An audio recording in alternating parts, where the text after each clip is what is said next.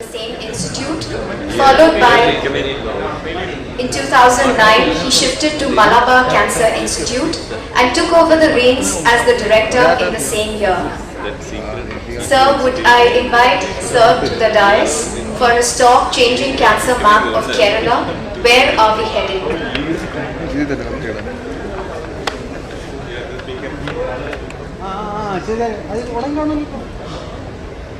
The speaker process and dear colleagues and very tall. At the outset, I thank Dr. Chandramohan, Secretary KASO, for giving me this opportunity to talk in front of a August gathering.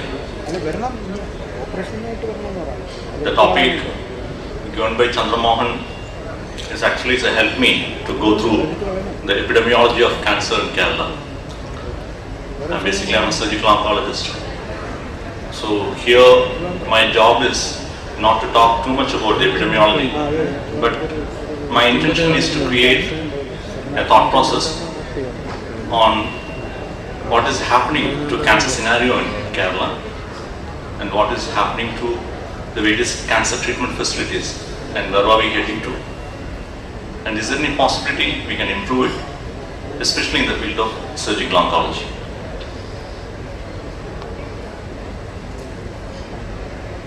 And here we are seeing many surgical oncologists are paid a tribute to various giants in oncology.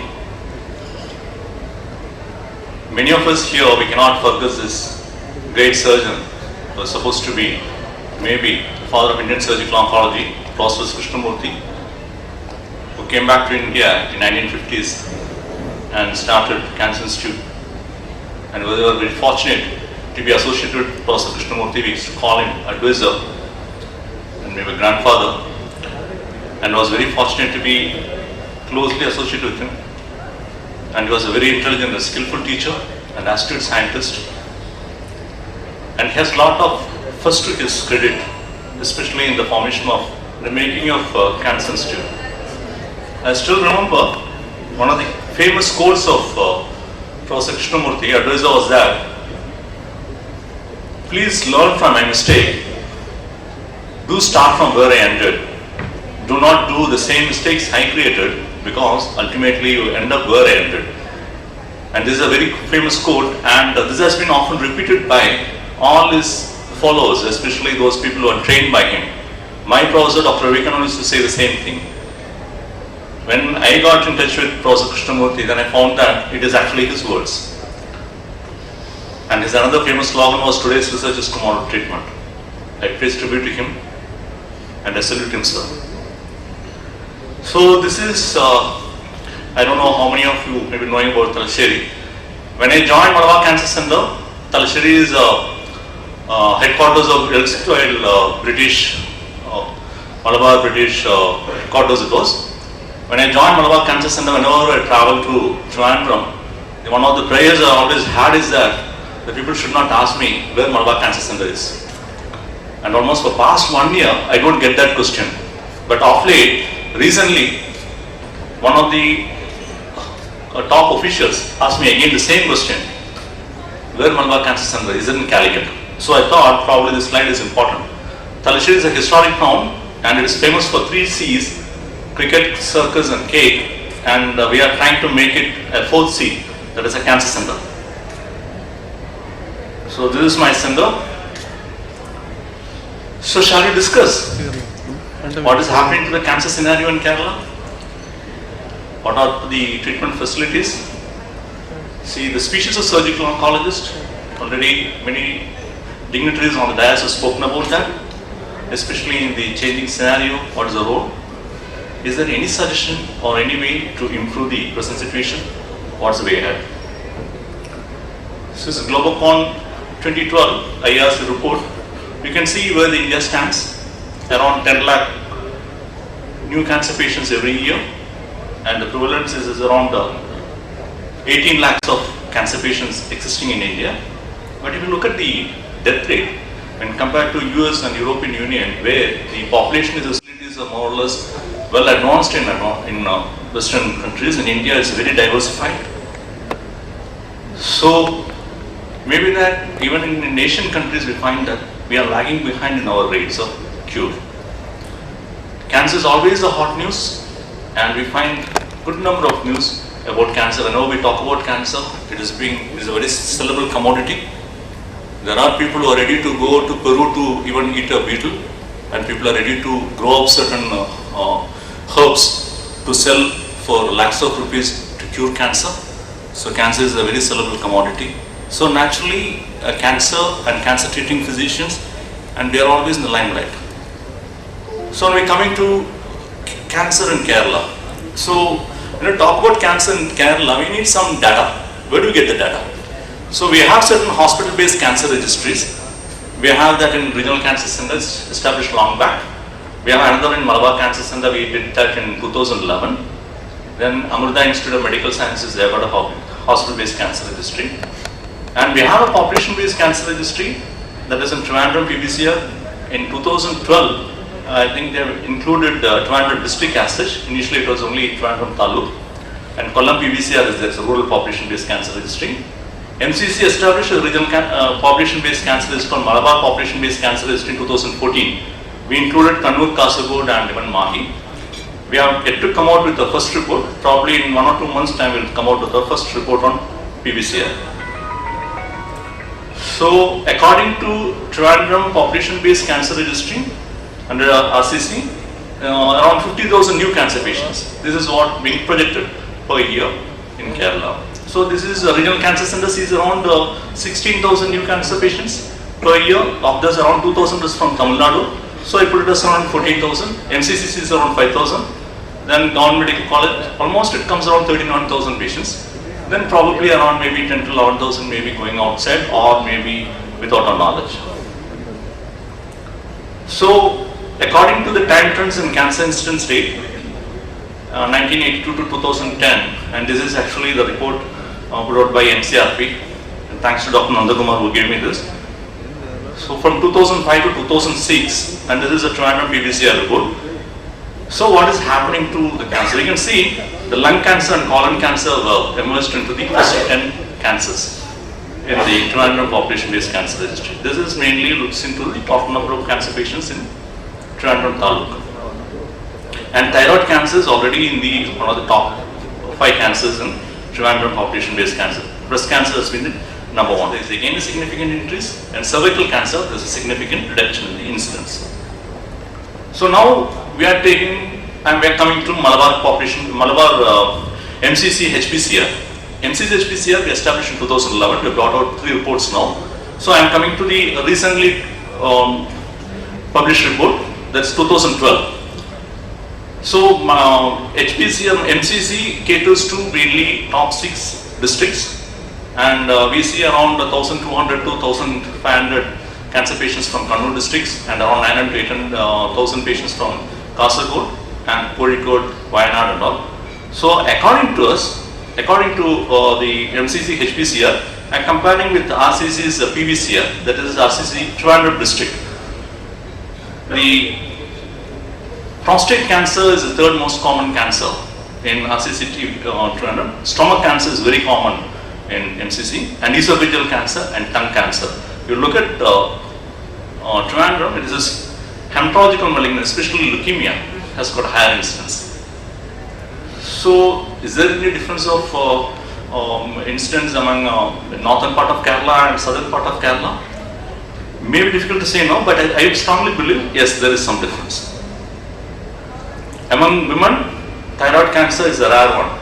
We don't find as many thyroid cancers as we find in Trivandrum, and there we find a lot of stomach cancers in northern part of Kerala and also tongue cancers. So here also leukemias is more common in Trivandrum population-based cancer registry. So cancer scenario in Kerala, put it in a nutshell. So according to the population-based cancer registry 2012 from RCC, age rate among men is 125 1 lakh population, women is 114. Definitely there is an increasing incidence. Factors multiple. Definitely our longevity is increasing, our lifestyle has changed, and the various environmental factors are involved. Okay, that's a large area to be discussed, but anyway, now we're coming to the type of cancers increasing. Breast cancer followed by cervical cancer, oral cavity and ovarian cancers are the most common cancers in the northern parts of Kerala. Breast followed by thyroid, cervix, ovary are mainly the southern regions of Kerala. Lung followed by mouth, stomach and esophagus among men is the most common cancer in the northern region of Kerala. Lung followed by prostate, oral cavity and lymphoma in the southern region. Definitely is a different pattern it is. There are 2 dedicated tertiary cancer centers in Kerala. Now 2 more are going to come up, one in Kochi, one in Malappuram. So this is just, I'm just going through some the cancers, how we are treated in NCC, just to see that we are going to, this is more or less maybe a representative pattern in, throughout Kerala. We are around 450 patients we have seen in NCC in 2012. You see that around 15.5% of patients were in stage 4. But interesting thing is that we've given around 81.4% of patients. So lung cancer is the most common cancer and most of the patients were given palliative treatment. And around 6.2 among women. So most of these patients have undergone only palliative treatment. Unfortunately, we are not able to give any curative treatment.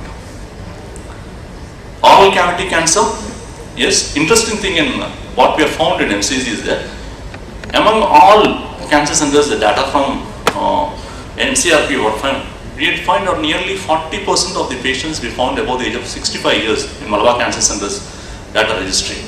And nearly 40% of these patients have undergone a curative modality of treatment in MCC. We have recently published a paper also, especially the head and neck cancers, because many of these patients are in very good general condition. Even 75, 80 years, we are doing major surgeries is very common even there, because we cannot refuse them by means of age. And among women, the peak ages is above the age of 75 years. And here the curative modality could be given at 58.6. And our protocol is that all oral cavity cancers, we go for surgery first, then based on that we go for adjuvant treatment. Gastric cancer, this is I think more or less is similar in almost every part of India. Nearly 37.5 to 43.8% of patients only had a curative modality. This is mainly surgical, radical surgical resection. And tongue cancer, many patients could undergo a curative modality of treatment. Again, among women it is more than 75 is the peak age incidence. Esophagus, no way different. It's a spore. Always most of the patients have undergone only palliative treatment. Ovarian cancer, again only 50%, nearly those patients who have had treatment, nearly 50% of them had surgery at MCC. So this is what I wanted to put in a nutshell. If you look at it, so a huge number of patients had undergone surgical treatment in Malabar Cancer Center, and MCC it is the second largest surgical oncology department in the state after Regional Cancer Center. We have 5 surgical oncologists there, and along with another 5 trainees. So this is the load what we take. We perform around 1,500 major cancer surgeries last year. And this year we expect that to reasonably touch around 1,800 to 2,000 major surgeries. So cancer treatment facilities, now we find that, now coming to nutshell, cancer incidence increasing, and are we able to cope up with that? What's the cancer treatment facility? There are 14 districts. In 7 districts we do not have any treatment facility. I am putting treatment facility in the conventional manner. Those institutions or hospitals which have radiotherapy facility. There are centers which have got medical oncologists treating. There are some facilities where some surgeons are doing cancer surgeries, but I am putting only those centers where they have got radiotherapy facility. So these are the centers which have got radiotherapy facility.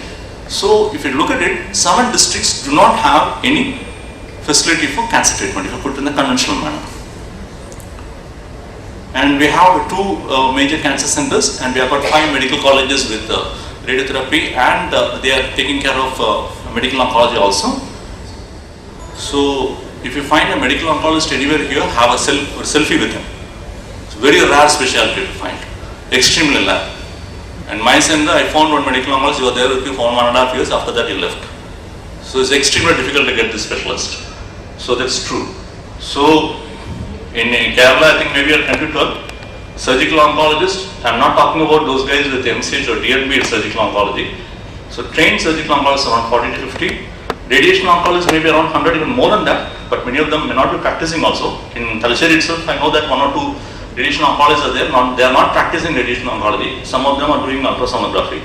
So this is the status in our cancer treatment. And we have 1 3 crore population. This is the status of manpower. So is there a need for surgical oncologist? So who is a surgical oncologist? Surgical oncologist is basically an team leader. So it doesn't mean that radiation oncologist is not a team leader. He is also a team leader. And there's a multiple team leaders are there. So he should be able to cope up with all these team leaders. So we should think of generalist or purist. I think it may be too early to talk about generalist versus purist, because I came from an institute where we have started subspecializing it. That time I was doing only genitourinary oncology. Even among genitourinary oncology, I was concentrating only prostate and bladder. I was quite happy with it. But when I came to MCC, I became generalist. I'm very happy that I got Sajid Babu with me so that he takes care of head and neck. Otherwise, I will not do head and neck also. And luckily, I got one gynecologist, she takes care of gynecology. So I'm left with other things. Now I hardly see bladder now. So actually, if you look at the quality of work which I was doing in Cancer Institute, and now I'll be very happy going back to Cancer Institute. So that is the I think the way ahead, having a purist. But are we there? No, because we have a long way to go. So we have to have a generalist at present. So general surgical oncologist, head to foot surgery. That's what generally we say in surgical oncology. But now already we have started having MCH in head and neck oncology, MCH in gynec oncology. That's a good start. But we have a long way to go. But these surgical oncologists, or those people who have been trained in surgical oncology, they have to work in a multidisciplinary environment that ethos have to work. Because it is something like that, they do a surgery and Central and Center for Medical Oncology, major surgical journals, reputed surgical journals. It took out 179 articles. He found that only 12 articles where surgeons have attempted to do a randomized trial to match 2 surgical techniques. So that means only 7%. It actually made a lot of uproar in the surgical community. But I think it's time for us to start thinking about it, to have some surgical research. So how can we do that? Individualized centers is difficult because the volume may not be that much. So we have to think of a surgical research. Maybe KASO may be a forum for that. Then professional networking. We have private centers, good private centers are there. Good professional centers are, cooperative centers are there. We have autonomous institutes, medical colleges. We can have a good networking. Maybe KASO can take an initiative there. Already we have a national cancer grid which has started doing that. So that may be an answer to that.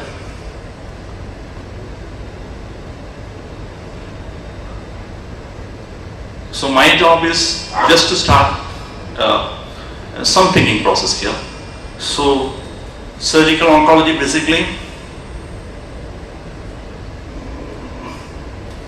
I think my finger is doing a lot of nonsense as I feel here.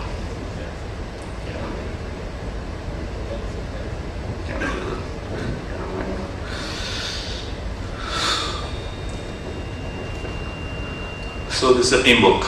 So this is my small team, but very dynamic team at MCC. And this is because of these 2 institutions I am here today. One is Cancer Institute, where I was trained, and this is Malabar Cancer Center. My gratitude is unlimited. Thank you very much for your patient listening. Thanks a lot.